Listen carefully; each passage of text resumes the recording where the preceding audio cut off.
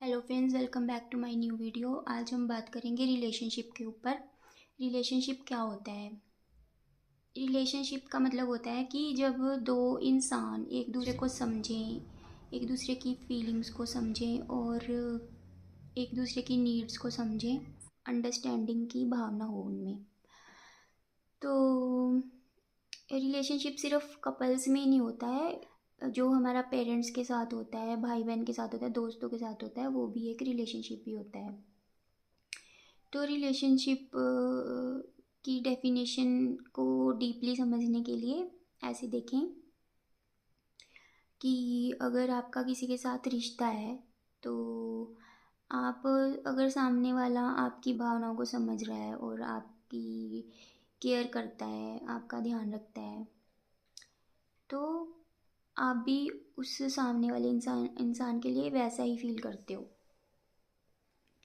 पर अगर वो आपकी केयर नहीं करता या फिर आपके साथ आपकी फीलिंग्स को नहीं समझता या फिर दिल से आपके साथ निभाना नहीं चाहता, तो आप एक टाइम तक ही उस इंसान के साथ निभा सकते हो। जब तक आपको सामने वाले से कुछ नहीं मिलता, आप उसके लिए कुछ भी नहीं करते हो, ना ही आपके मन में उसके लिए फीलिंग्स डेवलप होती हैं। तो ये चीज़ है, ये एक गिव एंड टेक का एक जो प्रकृति का नियम है। ये जो रिश्ते होते हैं ये सब लेन देन के होते हैं कि अगर आप किसी के लिए कुछ करते हो तभी सामने वाला आपके लिए कुछ वैसा फील करता है और आपके लिए एफर्ट्स करता है, रिश्ते को निभाता है। तो अब बहुत सारे लोग कहेंगे कि नहीं, पेरेंट्स का रिश्ता तो निस्वार्थ होता है। पर अगर थोड़ा सा इसमें आप डीपली जाओ तो आपको पता चल जाएगा कि पेरेंट्स का रिश्ता भी किसी कहीं ना कहीं एक स्वार्थ पे ही निर्धारित होता है। एक बच्चे के साथ पेरेंट्स इसलिए ज़्यादा जुड़े होते हैं क्योंकि उन्हें लगता है कि क्योंकि वो बच्चा उन्होंने पैदा किया होता है, तो वो खुद को उस बच्चे में देखते हैं, अपनी आइडेंटिटी को उसमें देखते हैं। इसलिए जब बच्चे को कभी दर्द होता है तो पेरेंट्स को भी दर्द होता है और वो अपने बच्चे को लेकर बहुत प्रोटेक्टिव होते हैं। हम इसे प्यार का नाम देते हैं, बट अगर ये प्यार हो तो फिर दूसरे इंसान के बच्चे से भी वैसा ही फील होना चाहिए। और मतलब आपने देखा होगा कि पेरेंट्स अपने बच्चे के लिए जितना प्रोटेक्टिव होते हैं वो दूसरे के बच्चे के लिए इतना नहीं होते, क्योंकि वो उसमें अपनी अपनी आइडेंटिटी को देखते हैं अपने बच्चे में।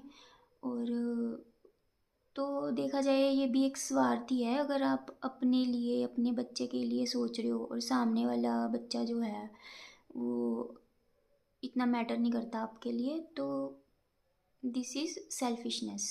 और यू कैन से मतलब कि जो ईगो का बहुत बारीक रूप होता है, जिसको अ, अगर हम थोड़ा डीपली सोचें तभी समझ पाएंगे, तो वो चीज़ होती है। तो इसको मोह या आसक्ति भी बोलते हैं कि आप अपने बच्चों के लिए आसक्त हो। जैसे महाभारत में दिखाया गया था, दुर्योधन के लिए उसका पिता इतना आसक्त था कि उसके काबिल ना होते हुए भी वो उसको ही राजा बनते हुए देखना चाहता था। तो इसको कहते हैं आसक्ति या फिर सेल्फिशनेस, या फिर इसको कहते हैं ईगो। कि इंसान खुद के बारे में ही सोचता है और जो चीज़ उससे जुड़ी हुई होती है उसको वो अहमियत देता है। तो ये प्यार नहीं होता। प्यार की डेफिनेशन बिल्कुल अलग है इन चीज़ों से।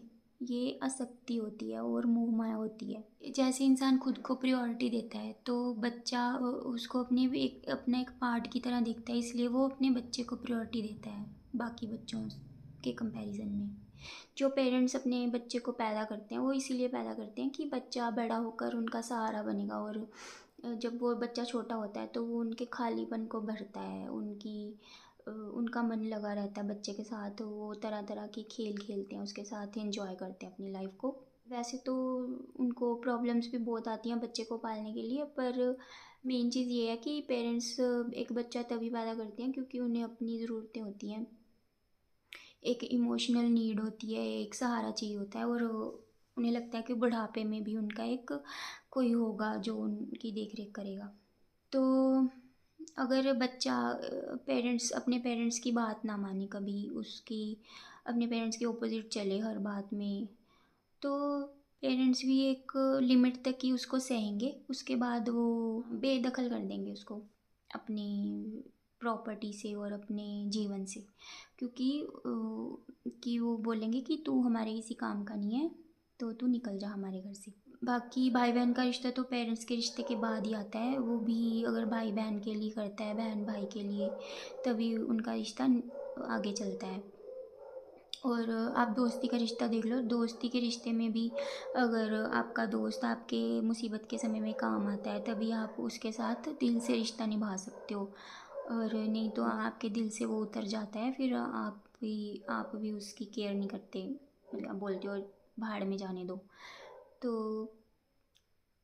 बाकी इसमें कुछ गलत नहीं है, ये एक प्रकृति का नियम होता है, हर चीज़ आप जैसा जिसके साथ करते हैं वैसा ही आपको बदले में मिलता है उससे। तो ये एक ह्यूमन नेचर होती है, ह्यूमन बिहेवियर होता है। और अगर कोई अच्छे के साथ बुरा करने लग जाए, बुरे के साथ अच्छा, फिर तो प्रकृति का नियम ही बदल जाएगा, ह्यूमन बिहेवियर की डेफिनेशन ही चेंज हो जाएगी। जैसे कि कई लोग बोलते हैं कि वो इंसान तो मुझसे बहुत प्यार करता है और पता नहीं वो तो मेरे लिए क्या ही कर देगा, और उसके लिए मर मिटने के लिए तैयार रहते हैं। तो आप 2 दिन किसी भी इंसान जो जिससे आपका रिश्ता है उसके ऑपोजिट जाकर देखिए, उसकी जो एक्सपेक्टेशंस हैं आपसे उसके ऑपोजिट कुछ भी करके देखिए, तो वो आपको पता चल जाएगा कि वो क्या ही कर सकता है आपके लिए। तो किसी भी रिश्ते को ऐसे बहुत ज़्यादा फैंटेसाइज करने की ज़रूरत नहीं है। हमारे जो बॉलीवुड की मूवीज़ हैं उसमें पता नहीं क्या क्या दिखाते हैं और लोगों का ब्रेन वॉश कर देते हैं, तो कि नहीं जी प्यार में तो पता नहीं क्या ही इंसान कर देता है, बट जो रियलिटी होती है वो धीरे धीरे सब सामने आ जाती है टाइम के साथ। जिस इंसान के लिए लोग प्यार की कस्में वस्में खा के घर से भाग जाते हैं, और फिर देखते हैं धीरे धीरे जब रियलिटी सामने आती है तो उसी इंसान से वो लड़ाई करने लग जाते हैं। तो ये चीज़ है कि हमें अपनी अक्ल का इस्तेमाल करना चाहिए, और पागलपन में नहीं पड़ना चाहिए। ऐसा प्यार व्यार कुछ नहीं होता, सब प्रकृति के नियम से ही चलता है। ठीक है, एक भावना होती है, एक जुड़ाव होता है हमारा दूसरे इंसान के साथ, पर ऐसा कुछ नहीं होता कि सच्चा प्यार और झूठा प्यार। ठीक है फ्रेंड्स, तो अगर आपको मेरी वीडियो सही लगी तो लाइक एंड शेयर करें, और मिलूँगी आपसे मैं एक नई वीडियो में। Till then take care and bye bye.